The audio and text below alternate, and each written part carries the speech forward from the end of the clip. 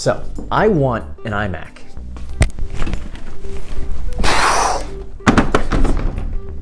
But not this one. So this is what's known as an iMac G3. The first generation had these tube screens and this translucent plastic, and they're really iconic for coming in all those color choices. And these debuted in 1998. So that's 27 years ago now. This specific model is a graphite model from like 2000, early 2001. And they just have that really cool late 90s, early 2000s translucent plastic vibe. So the goal here, because I'm in the market for a new iMac, at home I have a 30-inch cinema display that's trying to die as quickly as it can. That thing by itself is about 20 years old now. So I'm looking for a nice color-accurate Apple display that's a decent size, and a new M3 or M4 iMac's probably gonna be the way to go. So I figured if I'm gonna spend all that money, why not try to make it a little bit of a challenge and see if I can order it using only this guy.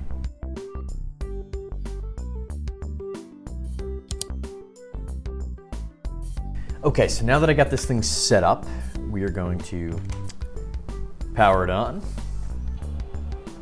Hear that chime. So you might be asking yourself, well, what's so hard about this? The computer works. Just for some frame of reference, the original iMac came out in 1998. The amount of tech that has changed in 27 years is nuts. So even bringing up that page is a little slow, come on. This computer has a 400 megahertz PowerPC G3 and 512 megabytes of RAM. Now, for comparison, most computers now have a minimum of 8 gigabytes. 1,000 megabytes is 1 gigabyte. Even your phone, an iPhone 15 Pro, 8 gigabytes of RAM. This has 1/16 of that. 400 megahertz processor. So just raw speed-wise, this is about 1/4 of the speed of one of your like 4 to 8 cores in your current computer. So this thing, by today's standards, is gonna be pretty rough. So, and the other problem, it's not just a speed thing. It's like, all right, if you have an old computer, you'll boot it up and whatever you do will just be really slow. That's true, but it's also not the whole problem. So, you know how your phone eventually will stop receiving like iOS updates? Same thing happens with computers. This version of macOS that's on this guy came out in 2005. That's as new as it gets. And the problem with that is the web browser. So I'm gonna take it over down to Safari right here. And keep in mind, there is no Wi-Fi icon in the top right. This guy is Ethernet only, that's that big blue cable. So let's go to google.com. So we loaded Google. Doesn't look totally right, but it's a close approximation of what Google's supposed to be. So you're like, all right, so what's the problem here? I could watch Netflix, I could do this, I could do that. It would just take a while. We'll go to like Apple, for instance, and doesn't even try. The web browser on this computer is from like 2005. So if you've built a website in the last 20 years and it's used any features that didn't exist in 2005 when this web browser was built, this browser isn't gonna know what to do with that and just probably crash out. So that's really what blocks you from running newer stuff on these older computers. Not that they're slow, I mean, yes, but is the software support. But there's a trick. Up until about 2021, there was a browser called 10.4 Fox. And some legend would toil away taking the latest builds of Firefox and recompiling them for PowerPC, which is the language this computer speaks. The workload was just too much, and he essentially said that developing a browser as one person just doesn't fly anymore. So you can run the latest build of 10.4 Fox, which is just Firefox, but it's from 2021. Even browsers from 4 years ago now, don't really work with modern websites. In August of 2024, somebody took the latest build of 10.4 Fox and updated it one more time into this thing called Aquafox. Now this isn't like a fully up-to-date browser, but it's as good as you're gonna get on an old PowerPC Mac like this. Just opening the browser, you're gonna get a sense of the speed here. So let's let that do its thing. It's bouncing away. Come on. Come on, buddy. Okay, we're there. So we're gonna go to google.com.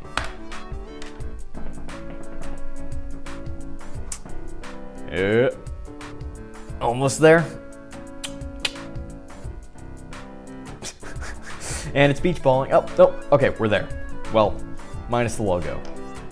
Give that a sec, it'll probably show up. Hey, okay. So a lot of websites don't work. For example, getting back to the original task here, we're gonna buy an iMac. So I'm gonna go to apple.com. I typed it in, it's catching up. We're gonna send that. Now we're gonna wait approximately 5 minutes for this site to get going. You'll notice there's some stuff missing, like the pictures. But we're gonna go to the Mac section. The fact that this is even loading the current Apple page is just really cool. Even if we get no further than this, I'll be pretty satisfied. So we're gonna click iMac. Got that nice aqua scroll bar going on.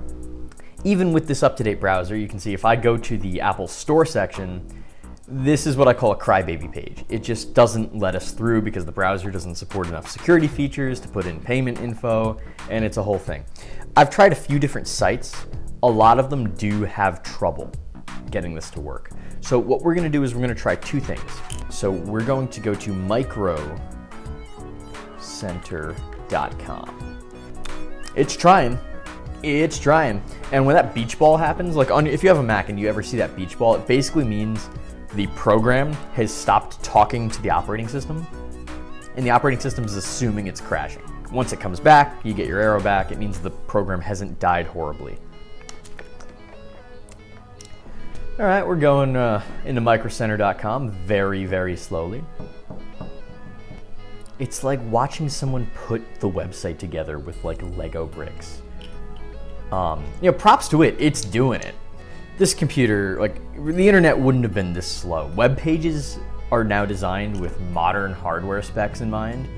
It's like comparing what a modern 2020s car can do to something from the 30s. Like they do the same thing, but wildly different expectations.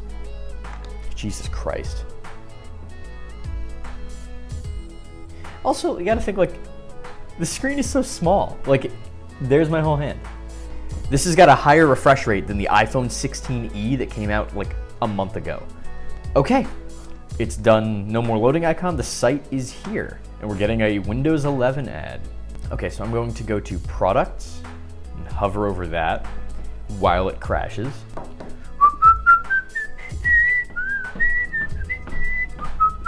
Maybe this would stop people from like impulse buying. If it took 10 minutes to even figure out if you can order something, people would just buy less. It really is unclear at any time if it's totally crashed or if it's still working on it. I knew what I was getting myself into. This isn't surprising, it's just really irritating. Do I dare scroll yet? So this $799 model is probably what we're gonna go with. I checked on the site earlier in the event that we got this far. So we are going to click this guy. She's like a rainbow. She comes in colors everywhere. She combs her hair. You ever notice we used to respect the computer? Like, we'd give it this giant cabinet, books and desks and drawers, and we'd click something, it would make a shit ton of noise, and we'd respect it. And the computer's thinking, let it finish. We're really spoiled now. Okay. 18-minute pickup. So what we're gonna do is we're going to try to put the order through, and I'm just gonna go pick it up. Maybe. I did scroll, we're waiting for that. Clicking the Buy Now button. Did it, I can't tell if it registered my click and it's thinking about it, or we didn't even get that far. I think it's just croaking out. Okay, sign-in page. These are scary. Something a lot of websites have built in is bot detection to figure out if there are bots scanning their sites to scalp things or just generally be a nuisance. And the way they do that is to look for unusual behavior. Anything like human behavior, doing things in a normal amount of time, moving the mouse in normal ways, the websites are constantly tracking that. This computer is so slow that in the past, I've gotten it to trigger are you a human?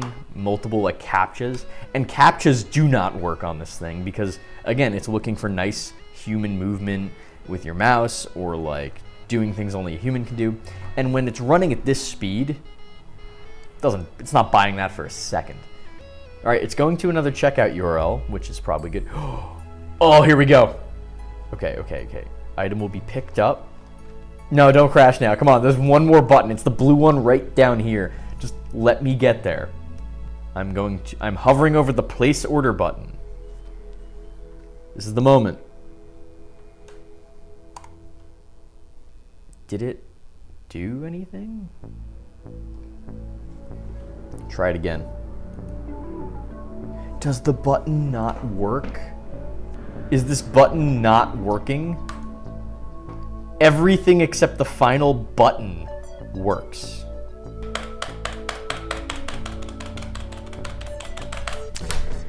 The button doesn't work! So what I'm gonna try to do, I didn't want to put my credit card in, but we'll see if we can actually order one. So, Walmart, and get the same thing done. So we're gonna go to iMac.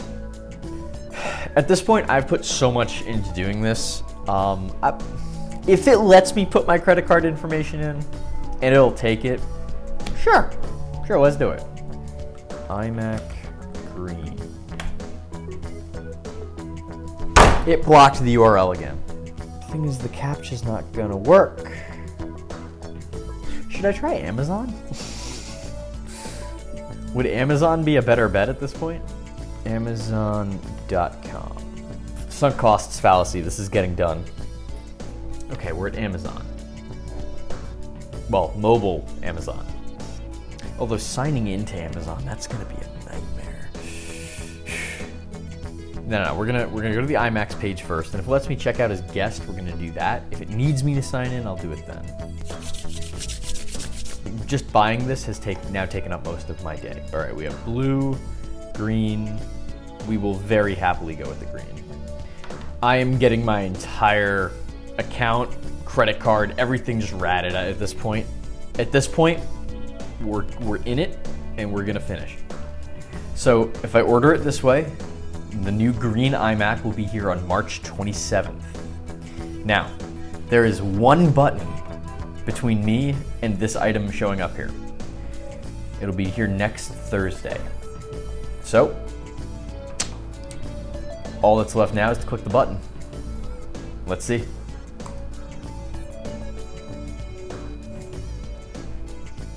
We just ordered an iMac. So yeah, it'll be here next Thursday. And I guess when it shows up here, I will bring it. So I guess let's skip to the future. Okay, so it's a week later and something showed up. Okay, we'll pull tab here. Would you look at that? It's our green iMac. Whew. So here we go. I'll show you the back of that. This is a nice like emerald green. You can see on the top, they even give you a green fabric handle here. So, it's upside down. Let's get this guy up on its feet. Put that right there for a moment. Green power, okay. I'm gonna get this all unpacked and we'll see what it looks like in a sec.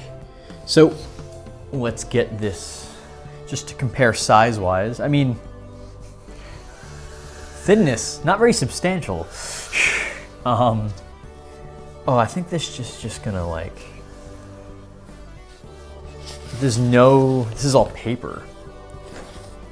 Will you just slide off? Oh yeah. Oh, that's a good color. That works. Okay. Oh my God, it's like pulling it's like pulling the film off your phone, but like 24 inches of that. Oh my God. Oh, it tilted it.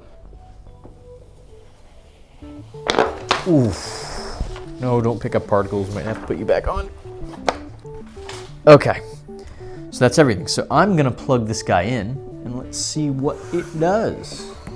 Okay, so we should all be plugged in. What's the power button on this thing?